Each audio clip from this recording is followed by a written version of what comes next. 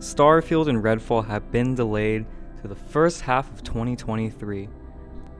Microsoft will soon be richer than Sony, Elden Ring sales are massive, and SEGA has a plan to not go bankrupt.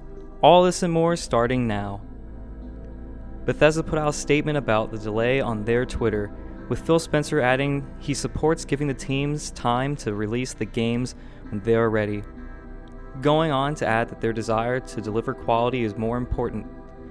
Bethesda did, however, mention its desire to dive deep into the gameplay of both titles.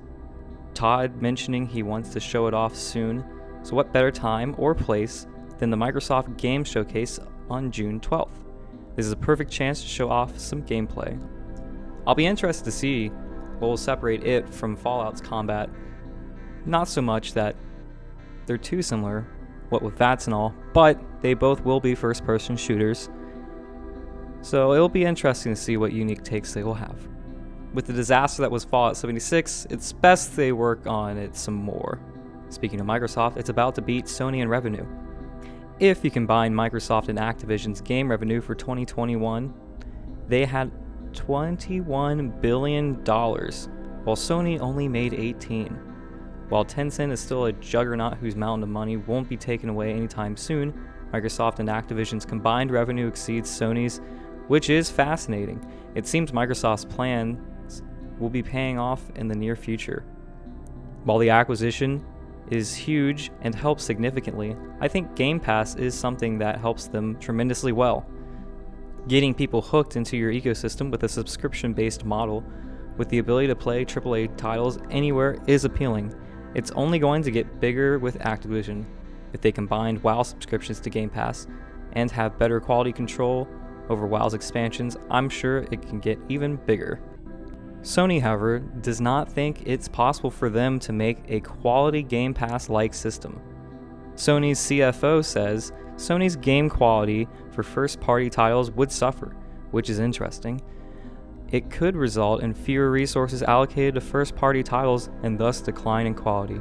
Even PlayStation CEO Jim Ryan shared a similar sentiment, saying how the level of investment from their studios would diminish, resulting in lower quality games. With how well Microsoft's Game Pass has been performing, is this a wise decision or a short-sighted one? Let me know your thoughts in the comments. Elden Ring, most people's first FromSoft game, has shown to be a massive success in both the eyes of the community and from FromSoft themselves. As of March 31st, Elden Ring has shipped out 13.4 million units, a number I don't think many were expecting. While FromSoft games are well known in the gaming community, not many play them due to its high learning curve, so to ship this many units in such a short period of time is impressive to say the least.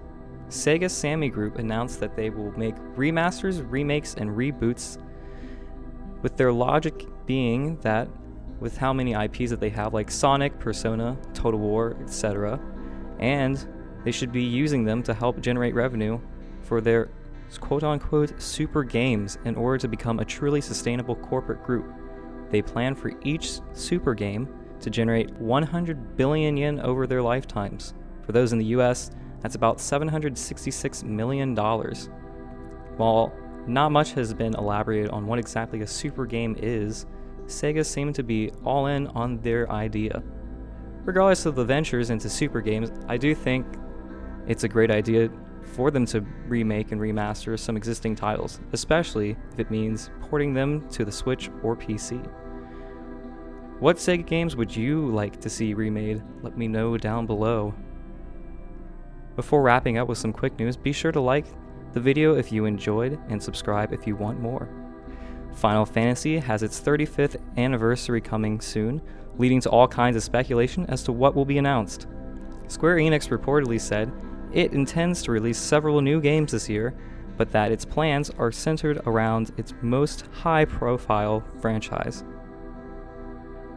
It also noted that it has high expectations for Final Fantasy XVI, which is set to be shown again soon via a new trailer. The PS5 got a 1GB firmware update. Its contents are that of system performance enhancements. Rather vague, but a welcome update. Finally, May 23rd will be the last day to buy Nintendo 3DS and Wii U software from the eShop using credit cards. So in the future, if you want any games or DLCs from these systems, you'll have to hunt down and redeem physical Nintendo eShop cards. That's all for today. I've been Rob. See you next time.